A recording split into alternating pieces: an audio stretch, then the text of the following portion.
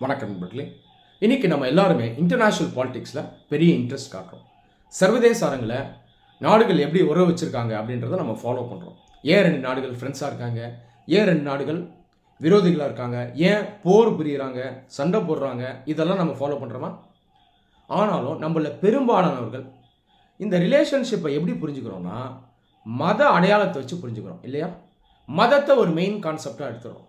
இப்போ ரெண்டு நாடுகள் ஃப்ரெண்ட்ஸாக இருக்காங்கன்னா அவங்க ரெண்டு பேரும் ஒரே மதத்தை சேர்ந்தவங்களா இருப்பாங்க, அதனால தான் அங்கே ஃப்ரெண்ட்ஸாக இருக்காங்க அப்படின்னு நம்ம புரிஞ்சுக்கிறோம்.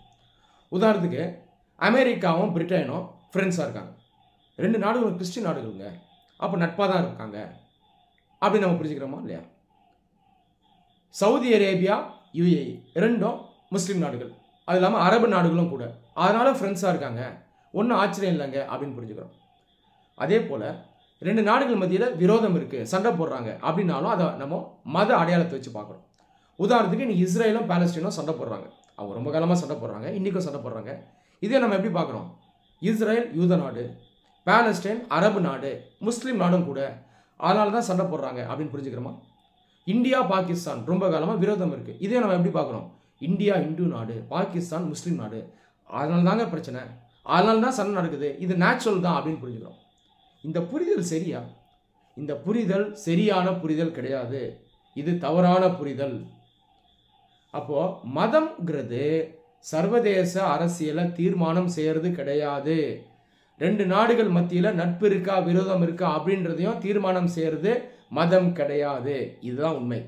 ஏன் அப்படிங்கிறத நான் இப்போ சொல்றேன். இரண்டு நாடுகளுக்கிடையே நட்பு விரோதம் இதை தீர்மானம் பண்ற முக்கியமான ஃபேக்டர்ஸ் என்ன அப்படின்னு பார்த்தீங்கன்னா ரெண்டு ஃபேக்டர்ஸ் இருக்குது. ஒன்று நேஷ்னல் இன்ட்ரெஸ்ட், இன்னொன்று பவர். நேஷ்னல் இன்ட்ரெஸ்ட் அப்படின்றது அந்த நாட்டுடைய நலன், இன்னொன்று பவர், அதிகாரம். இது ஏன் அப்படிங்கிறத நான் சொல்கிறேன். நாமெல்லாம் ஹியூமன் பீயிங்ஸ் தானே இல்லையா? நாமெல்லாம் மனிதர்கள். Man is a social animal அப்படின்னு சொல்லுவாங்க. ஒரு சமூகத்தில் வாழக்கூடிய மனிதன் தான் மனுஷன் இல்லையா? நீங்களும் நானும். இந்த சமூகம் எது? பெரிதளவில் இருக்கிற சமூகம் வந்து நாடு. அப்போ மேன் இஸ் அ சோஷியல் அனிமல்னு நம்ம புரிஞ்சுக்கிட்டோம்னா country is a social group இல்லையா? நம்ம எல்லாருக்குமே இன்ட்ரெஸ்ட் இருக்கும்ல, நமக்கு விருப்பங்கள் இருக்கும், நமக்கு நலன் இருக்கும், இலக்குகள் இருக்கும், அதை அடைய விரும்புவோம், அதுக்கு நம்ம அதிகாரத்தை யூஸ் பண்ணுவோம் இல்லையா? அதே மாதிரி தான் ஒரு நாடும் இலக்குகளை வச்சுருக்கோம், அதுக்குன்னு நலன் இருக்கும், இதெல்லாம் அச்சீவ் பண்ணுறதுக்கு அது பவரை யூஸ் பண்ணும், அதிகாரத்தை யூஸ் பண்ணும். புரியுதா?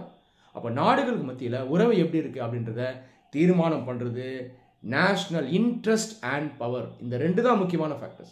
இதை தாண்டி தான் மத அடையாளம், கலாச்சார அடையாளம், பண்புகள் இதெல்லாம் வரும் இல்லையா? இதை சில எக்ஸாம்பிள்ஸ் வச்சு நான் எக்ஸ்பிளைன் பண்ணுறேன், உங்களுக்கு இன்னும் பெட்டராக புரியும். இப்போ ரெண்டு நாடுகள் நட்போடு இருக்காங்கன்னு வைக்கலாம். நீங்கள் ஒத்து பார்க்குறீங்க, ஒரே மதத்தை சேர்ந்தவங்களாகவும் இருப்பாங்க. அப்படி இருக்குன்னா அந்த மத அடையாளம் அதுக்கப்புறம் தான் வரும். அதுக்கு முன்னாடி எது முக்கியமான ஃபேக்டர்ஸாக இருந்திருக்கும்னு பார்த்தீங்கன்னா கண்டிப்பாக அந்த நேஷ்னல் இன்ட்ரெஸ்ட்டும் பவரும் தான் இருந்திருக்கும். உதாரணத்துக்கு சவுதி, யுஏஇ ரெண்டு பேரும் இன்னைக்கு நண்பர்கள், பாசிட்டிவ் ரிலேஷன்ஷிப் இல்லையா, நட்பு. ஒத்து பார்த்தீங்கன்னா முதல்ல நேஷ்னல் இன்ட்ரெஸ்ட்டும் பவரும் தான் இருக்கும். யுஏஇ, சவுதி ரெண்டு நாடுகளும் வெஸ்ட் ஏஷியா அப்படின்ற ரீஜனில் இருக்குது. இந்த ரெண்டு நாடுகளும் மேற்கத்திய நாடுகளான அமெரிக்கா, பிரான்ஸ், பிரிட்டன் இவங்களோட கூட்டணியில் இருக்கவங்க. இவங்க எல்லாருக்குமே பார்த்தீங்கன்னா ஒரே இன்ட்ரெஸ்ட் இருக்கும், அதுக்காக ஒன்றா வேலை செய்கிறாங்க. நேச்சுரலாக இங்கே சவுதியோ யுஏஇயோ ஒன்றா வேலை செய்கிறாங்க, அதிகாரத்தை ஒன்றா யூஸ் பண்ணுவாங்க. இதுக்கு அப்புறம் தாங்க மதம். இதோடு சேர்ந்து ரெண்டு நாடுகளும் முஸ்லீம் நாடுகளாகவும் இருக்காங்க, அரபு நாடுகளாகவும் இருக்காங்க. இப்படி தான் புரிஞ்சுக்கணும். அரபு நாடுகளாகவும் முஸ்லீம் நாடுகளும் இருக்கிறதுனால யுஏஇயும் சவுதியும் நண்பர்களாக இல்லை, நேஷனல் இன்ட்ரெஸ்ட் பவர் தான் முதல்ல. புரியுதா? அதே போல் இன்னும் நிறைய எக்ஸாம்பிள்ஸ் தரலாம். அமெரிக்கா, பிரிட்டன் நண்பர்கள் இல்லையா? மேலோட்டமாக பார்த்தா கிறிஸ்டின் நாடுகள் ஒன்றா இருக்காங்க அப்படின்னு நம்ம புரிஞ்சுப்போம். இல்லை, இங்கேயும் நேஷனல் இன்ட்ரெஸ்ட் பவர் தான் முதல்ல. ரெண்டு நாடுகளும் எக்கனாமிக் இன்ட்ரெஸ்ட் ஒன்று, அவங்க ஃபாலோ பண்ணுற ஐடியாலஜி கேபிட்டலிசம். ரெண்டு நாடுகளுக்கும் பொலிட்டிக்கல் இன்ட்ரெஸ்ட் ஒன்று, அந்த கொள்கை பேர் லிபரல் டெமோக்ரஸி, அதனால் ஒன்றா இருக்காங்க. அது இல்லாமல் இரண்டு நாடுகளும் ஏகாதிபத்திய சக்திகள், மற்ற நாடுகளை கண்ட்ரோல் பண்ணணும்னு நினைக்கிறாங்க, இதனால ஒன்றா வேலை செய்கிறாங்க. அது இல்லாமல் ரெண்டு நாடுகளும் கிறிஸ்டின் நாடுகளாகவும் இருக்காங்க. அதனால் இங்கேயும் நேஷனல் இன்ட்ரெஸ்ட் பவர் தான் முதல்ல. இப்படி தான் புரிஞ்சுக்கணும். ஒருவேளை ரெண்டு நாடுகளுக்கு மத்தியில் விரோதம் இருக்குங்க, அவங்க ரெண்டு பேரும் வெவ்வேறு மதத்தை சேர்ந்தவங்களாக இருக்காங்க, அப்படின்னு வச்சுக்கிட்டா கூட இங்கேயும் முதல்ல நேஷனல் இன்ட்ரெஸ்ட்டும் பவரும் தான் வரும். உதாரணத்துக்கு இந்தியா பாகிஸ்தான் வெவ்வேறு மதத்தை சேர்ந்தவங்க, நம்ம இப்போதைக்கு எனிமீஸாக இருக்கும், அன்ஃபார்ச்சுனேட்டாக இருக்குது அந்த மாதிரி ரிலேஷன்ஷிப். இங்கே இந்தியா இந்து நாடு, பாகிஸ்தான் முஸ்லீம் நாடு. ஆனால் இங்கேயும் இதனால் விரோதம் இல்லை, இன்ட்ரெஸ்ட் பவர் தான் முதல்ல. இந்தியா பார்த்தீங்கன்னா democratic country, secular country.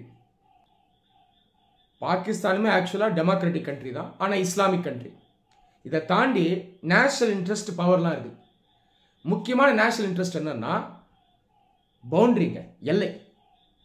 Kashmir ஒந்தா எந்தா இதுதான் அங்கே இன்ட்ரெஸ்ட். இதுக்காக ரெண்டு நாடுகளும் நிறைய சண்டை போட்டிருக்காங்க, பவரை யூஸ் பண்ணியிருக்காங்க. அப்போ இங்கே இது முதன்மையாயிரும். சொல்கிறது புரியுதுங்களா? அது இல்லாமல் மதத்தை வச்சு பார்க்கும்போது இவர் ஒரு ரிலீஜனை ஃபாலோ பண்ணுறாரு, அவர் ஒரு ரிலீஜனை மெயினாக ஃபாலோ பண்ணுறாரு. இங்கேயும் நேஷ்னல் இன்ட்ரெஸ்ட் பவர் தான் முதல்ல வந்திருக்கும். ஒரு சில நாடுகள் பார்த்தீங்கன்னா ஒரே மதத்தை சேர்ந்தவங்களாக இருப்பாங்க, ஆனால் பார்த்தீங்கன்னா பயங்கரமான விரோதம் இருக்கும். இங்கேயும் முதல்ல எது இருக்கும்னா நேஷனல் இன்ட்ரெஸ்ட் தான் இருக்கும். இதுக்கும் நிறைய எக்ஸாம்பிள்ஸ் தரலாம். பர்மா, தாய்லாந்து ஒரே மதம், புத்திசம் சண்டை போடாதீங்க அமைதியாக இருங்கன்னு சொல்லுது. ஆனால் அவங்க ரெண்டு பேரும் 300 வருஷத்துக்கு மேலே பயங்கரமாக சண்டை போட்டிருக்காங்க. போர்கள்லாம் நிறையா இவங்களுக்குள்ள நீங்கள் பார்க்கலாம். காரணம் என்ன? இங்கேயும் நேஷனல் இன்ட்ரெஸ்ட் பவர்.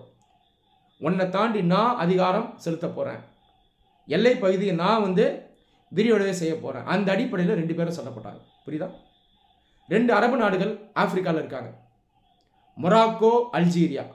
ரெண்டு நாடுகளும் பார்த்தீங்கன்னா அரபு நாடுகள் தான், முஸ்லீம் நாடுகள் தான், ஆனால் எதிரிகள். காரணம் என்னன்னா இவருக்கு இன்ட்ரெஸ்ட் வேறு, அவருக்கு இன்ட்ரெஸ்ட் வேறு. மொராக்கோ பார்த்தீங்கன்னா வெஸ்டர்ன் பிளாக் ஆஃப் கண்ட்ரீஸோட அலைன்மெண்ட்டில் இருக்காங்க. அல்ஜீரியா பார்த்தீங்கன்னா ஈஸ்டர்ன் பிளாக் ஆஃப் கண்ட்ரீஸோட அலைன்மெண்ட்டில் இருக்காங்க. அல்ஜீரியா சோவியத் யூனியனுடைய நண்பராக இருந்தது, மொராக்கோ அமெரிக்காவுடைய நண்பராக இருந்தது. புரியுதா? அப்போது இங்கே கொள்கை முன்னாடி வந்துடும். இங்கே ஒரே மதத்தை சேர்ந்தவங்களாக இருந்தாலும் இங்கே விரோதம் இருக்குது. அப்போ இப்படி தான் நம்ம புரிஞ்சுக்கணும். பாலஸ்தீன் இஸ்ரேல் ப்ராப்ளம் எடுத்துங்க. 2000 வருஷம் முன்னாடியே இஸ்ரேல், பாலஸ்தீன் இன்னைக்கு இருக்கக்கூடிய இந்த நாடுகள் இருக்கு இல்லையா, இந்த பகுதியில் இந்த மக்கள் ஒரு காலத்தில் வாழ்ந்தாங்க. அப்போ இருந்தே இன்ட்ரெஸ்ட்டும் இருக்குது, பவரும் அங்கே இருக்குது. அதோடு சேர்ந்து இந்த மத அடையாளமும் இருக்குது. அப்படி தான் இதையும் புரிஞ்சுக்கணும். இன்னைக்கு பாலஸ்தீன் மக்கள்னு சொல்லப்படுறவங்க இந்த பகுதிகளில் 2000 வருஷம் முன்னாடியே இருந்தாங்க. அப்போ அவங்கள பிலிஸ்டீன்ஸ்னு சொல்லுவாங்க. இன்னைக்கு இஸ்ரேல் மக்கள்னு சொல்கிறவங்க 2000 வருஷம் முன்னாடி இஸ்ரேல் கிங்டம் அப்படின்ற கிங்டம் கீழே இருந்தாங்க. அப்போயே பார்த்தீங்கன்னா நேஷனல் இன்ட்ரெஸ்ட் இருந்தது, பவர் இருந்தது. அதோடு சேர்ந்து மத அடையாளம், கலாச்சார அடையாளமும் சேர்ந்து வருது. இப்படி தான் நம்ம அண்டர்ஸ்டாண்ட் பண்ணணும். அதனால் சர்வதேச அரசியலை, நாடுகளுக்கு மத்தியில் இருக்கக்கூடிய உறவுகளை வெறும் மதத்தை வச்சு புரிஞ்சுக்கிறது தவறானது. இதை மட்டும் வச்சு நம்ம புரிஞ்சுக்கிட்டோன்னா நம்முடைய புரிதல் தவறாக தான் இருக்கும். அது இல்லாமல் இதுவே நாடுகளுக்கு மத்தியில் மத வெறுப்பை ஏற்படுத்தி விட்டுரும். அதனால் இன்டர்நேஷ்னல் ரிலேஷன்ஸ், இன்டர்நேஷ்னல் பாலிடிக்ஸ் இதை கரெக்டாக படிங்க. நன்றி.